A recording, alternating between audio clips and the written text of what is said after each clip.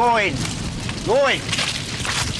Run, run, run, run, run, run.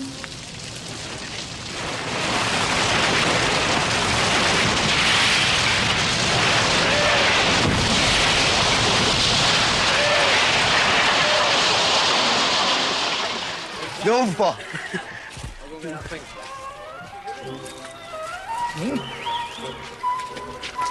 Do you like that?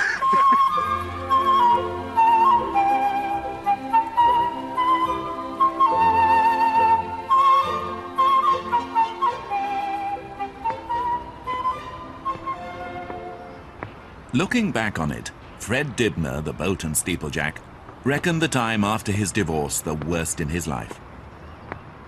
Like, living here all alone weren't much fun, really.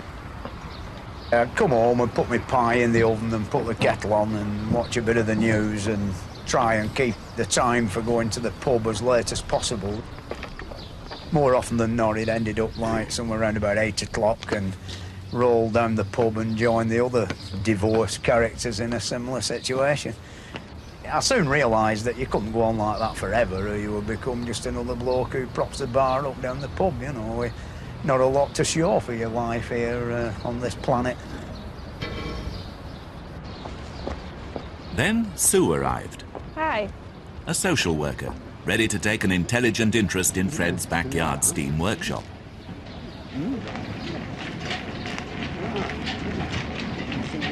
Mechanical power.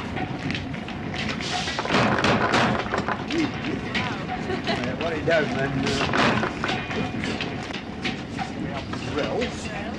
All the way automatic, that. Yeah, that's the shape of that.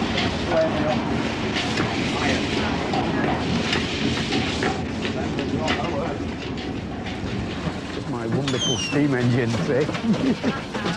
Yeah, it's a bit mucked up at present. It's, we've not cleaned it for a month or two, you know.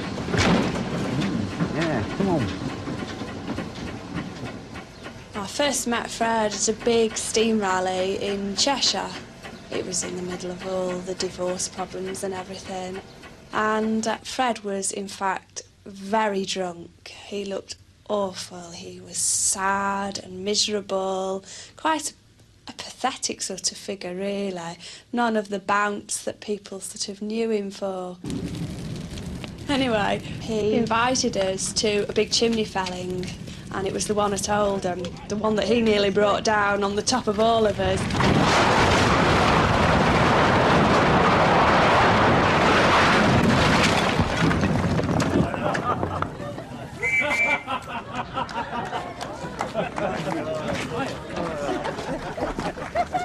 Did you work your camera?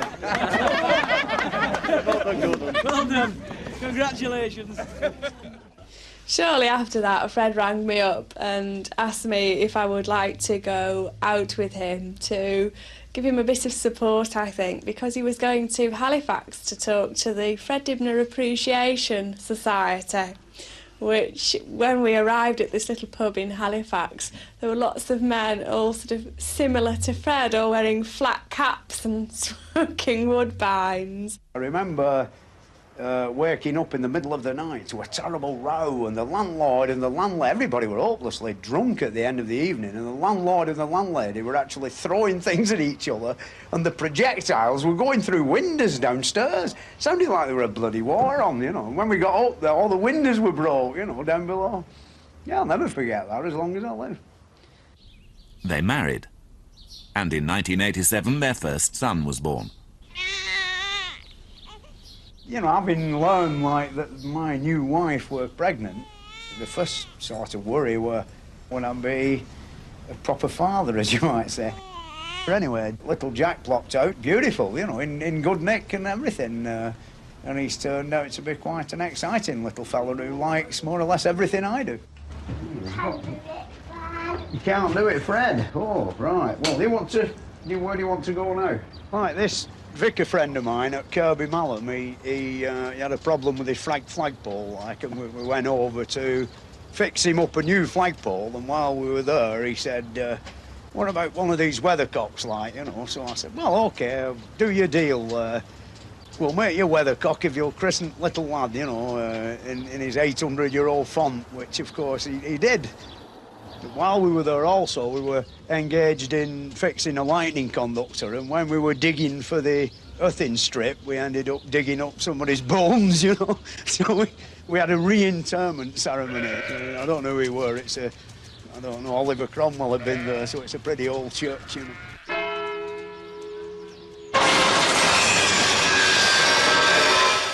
Fred had some really bad traits when I first met him. He was terribly self-centred and thoughtless. And a silly example is he would go into the pub and we'd be with a group of people and he wouldn't buy around. He was so busy talking about himself that he wouldn't get his money out and buy around, and I used to feel so angry with him. The other things that really sort of upset me, because I could see that they were damaging him, were his bad habits of drinking and smoking. And I eventually persuaded him to cut down on his smoking, and of Fred's own free will he said, I'm going to give up. And to encourage him and support him, I bought him presents for weeks every day that he didn't smoke. And then he had a relapse. I went to look at a chimney stack at Great Harwood near Blackburn, and the demolition man got out of his car and he got two in his mouth and one of them American flamethrower lighters, and he lit them, and before I knew it, I had the thing in between my lips.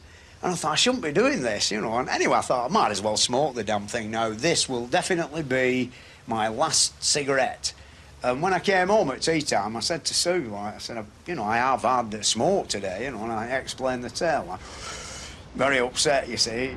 And from that day to this, I've never had a cigarette.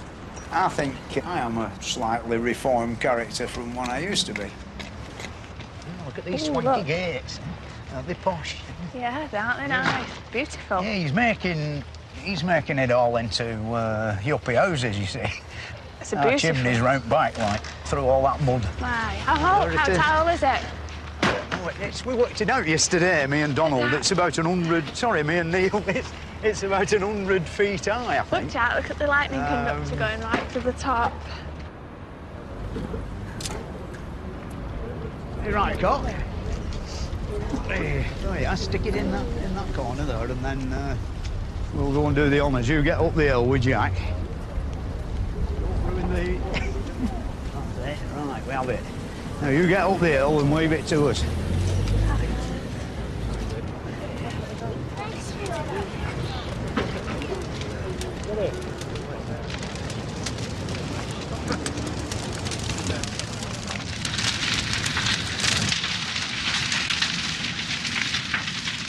Jack, look at those cows over there. What do you think they're going to think when the chimney falls down? Do you think they're going... I think they'll be very surprised, don't you? They don't really know what's happening. Look, they keep looking at the fire.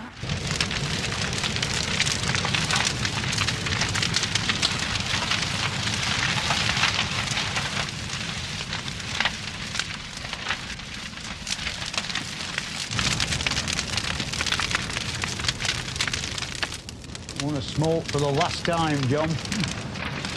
Yeah, we went to the first chimney when he was about 18 months old, the first chimney that he really knew what was happening.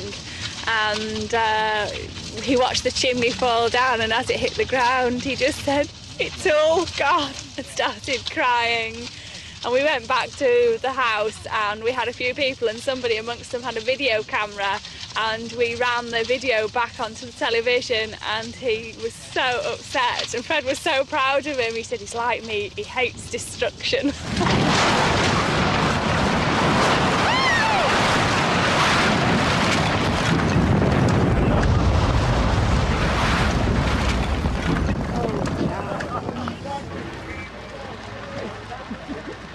Didn't have time to blow the hooter. It fell down, Fred. It happened in December. Yeah. In the blizzard. Yeah. Fortunately, it went straight into a snowdrift at the foot of the tower. So here you are. You'd had a lucky escape then, It was a lucky escape. It's knocked it a bit out of shape. Good shape, though. Not too bad, is it? Well, nobody will notice that up there, will they, you know? No, not at all. Right, Neil. I'll send the rope down after.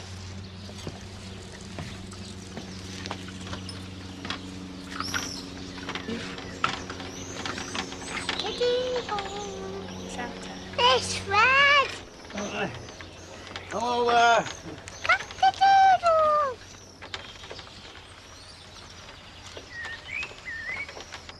Cock-a-doodle. Cock-a-doodle, cock-a-doodle. Mummy cock-a-doodle. Come on, Roger.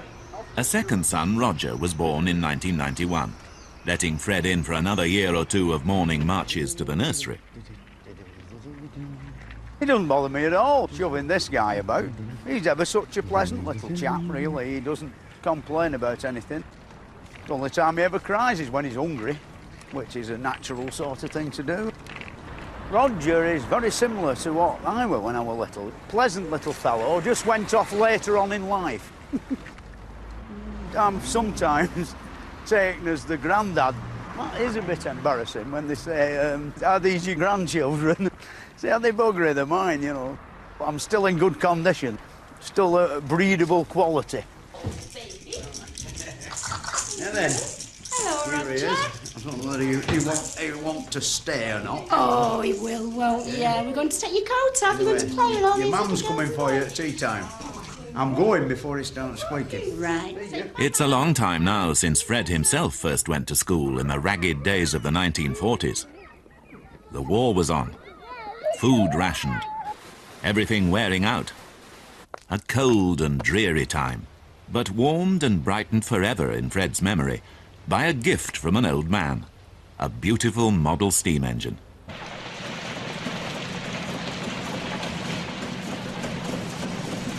One Sunday evening, I remember having it in the parlour on a card table, and it was whizzing round, and in a vain attempt to get more power out of it, I wedged on the safety valves a die-cast dinky toy car that had the effect of holding the dead weight safety valve down, you see. And the whole thing were going like a bat out of hell. All the table was shaking. Mother and father are in the kitchen listening to the Albert Sandler's Palm Court Hotel. It's 8:30 Sunday night. Bloody great bang, and the dinky toy blasted off up into the sky and stuck in the parlour ceiling, followed by a big plume of boiling water. all these globules of water dripping off the parlour ceiling onto the couch. Best shiny table in the middle of the parlour. Didn't have long to wait before Mother arrived, you know, and a great bollocking for mucking up the ceiling, you know. And we had a patch on there for years after, a little piece of paper stuck over the dinge in the plaster. Introduction to being a steam engine owner. Ah, whereabouts do you come from?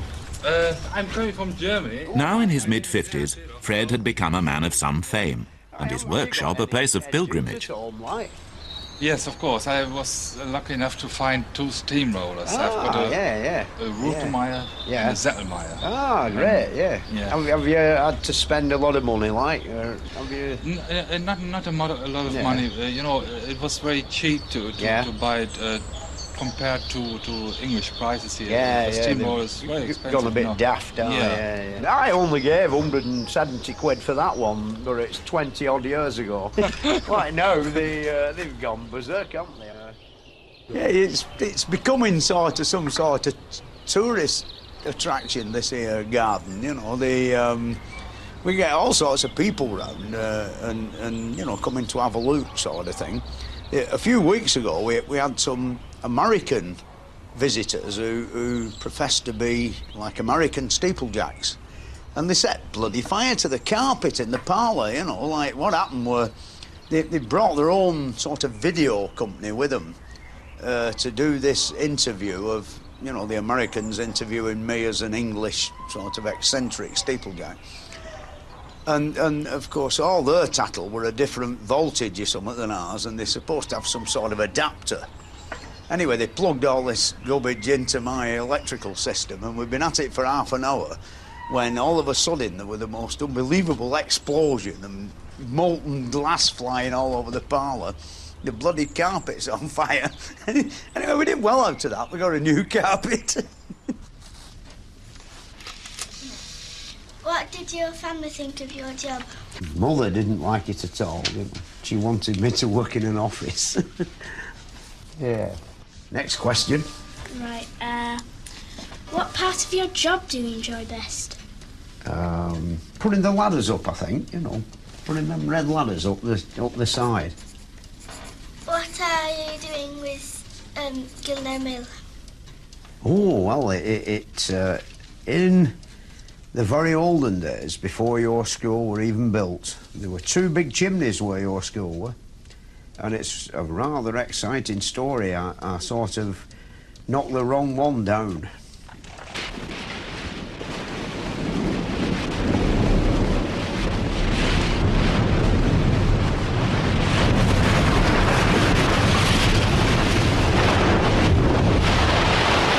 You start on that side. There's a good lad. You have to rub a bit harder than that, Jack. Jack, the elder son, was now 4 and making satisfactory progress in his education. Dad, I see some sign of rust. You don't sign a rust. That's very good, Jack. I see some sign of rust. Oh. Like Jack, he's a damn nuisance round here, like, you know. So he's out in his way, he's trying to give me a lift. But of course, if I put the spanner down, it disappears round the corner, you know, and so, you know, all sorts of weird things happen.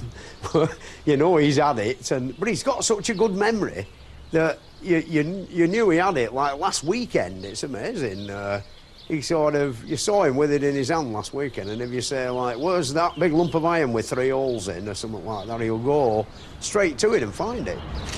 He has one bad fault, though. He likes digging holes, and especially when it's raining, you know, there's bloody holes everywhere, all full of water, you know. I think he's a frustrated coal miner or something.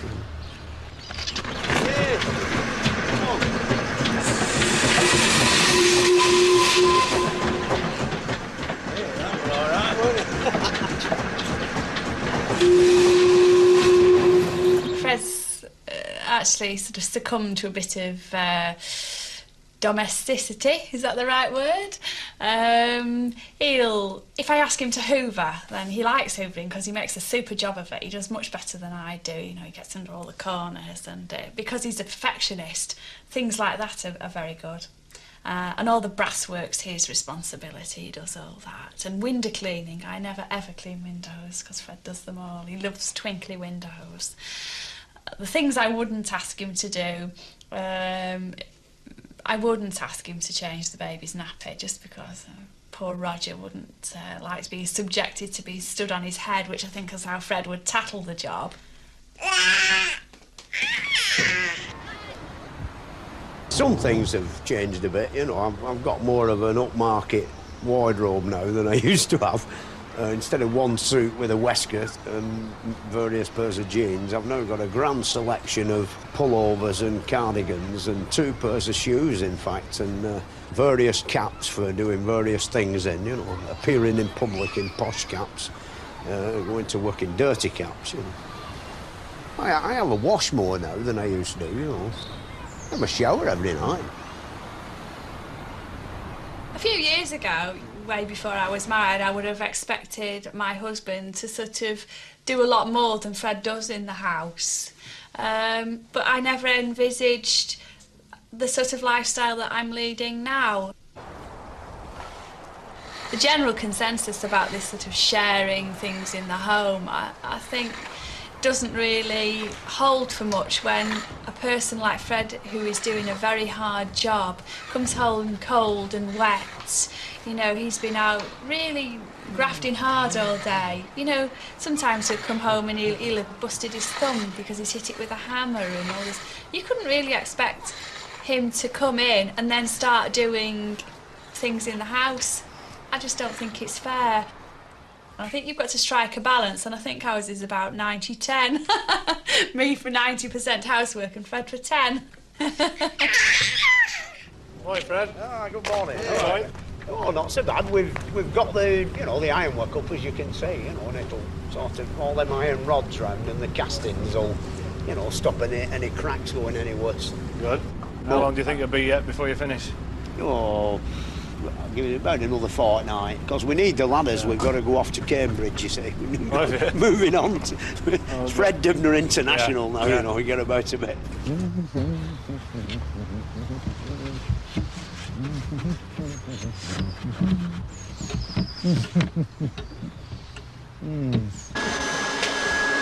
You're not doing it right, isn't it?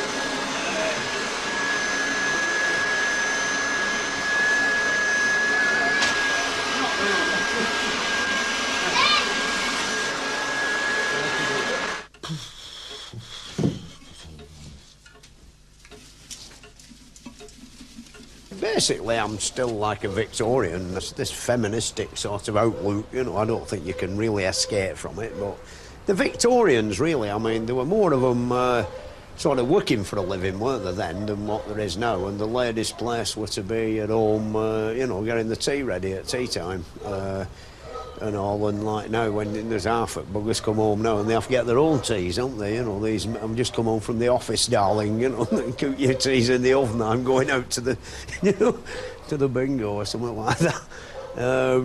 You know, it's a weird situation now, you know. It's a bit, I don't know, a bit like the end of the Roman Empire, innit? You know, like they all either turned homosexual and went queer and went into a great nation of pleasure seeking after they retracted back to Rome from all over the world. You know, learned us how to have baths and underwater floor eating and all that sort of thing, and then they went bloody bad, and now like they make racing cars and washing machines, don't they? You know, it's like the end of the road. I think we've had our day, really. I don't want to appear to be a sort of a diehard type person, but like if you think about England, you know, the perfecting of the steam engine in, you know, 1700s, early 1800s, made England lead the world in engineering from about 1790 odd to about 1914, and I think ever since then we've been going a bit down Bruce.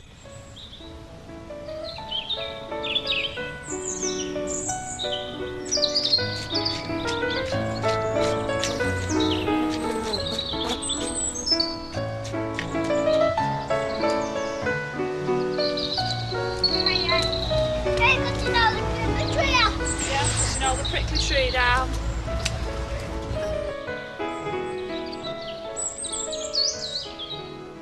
You ready? Do you know what we've got to sing? What do we sing? I don't know. Of course you know, ready? Happy birthday to you. Happy birthday to you. Happy birthday, dear Daddy. Happy birthday to you. So the candle out now. Oh, right. Come on then. Ready? Do you feel a lot older today now you're 54? No, it's better than being 55.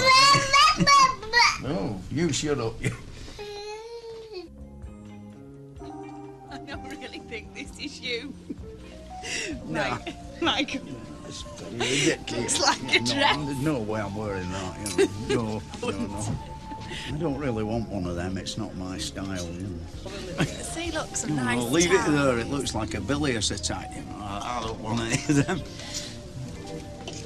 Oh, just your colours. Oh, very nice, very modern. No, I don't want. How about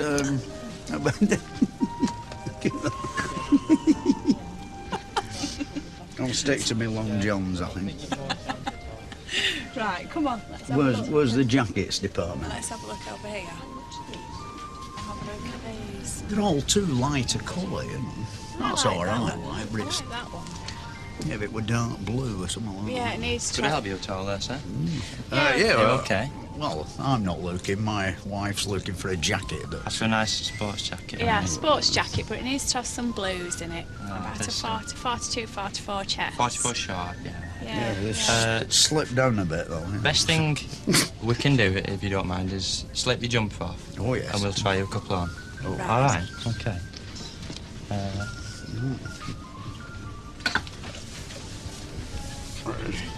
Just pop something like this one on. put my cap back on. It's like a turquoise and black, you know. I don't really think it's appropriate to keep your cap on while you're trying a nice jacket on. It's okay, we get all sorts in here. It's quite alright. Oh, Fred. No. How does that feel? Is that comfortable? It's alright, but it's too light. I'm glowing like a Belushi beacon, you know. It's got to be very dark. So you want something a bit more sober, not quite as the wouldn't check's last a bit above bad. 5 minutes, this. No. And a bit thicker stuff as well. The problem is now, you know, you're coming into summer. Oh, yeah. Everything's lighter, colour and weight, you see. I'm very old-fashioned, you see. I've noticed actually, but you know, I didn't like to say anything. Let's have a look at some caps here. Have a look what size. There, take that dirty one off. That's that. Let's have a look. Yeah, too big, that, you know.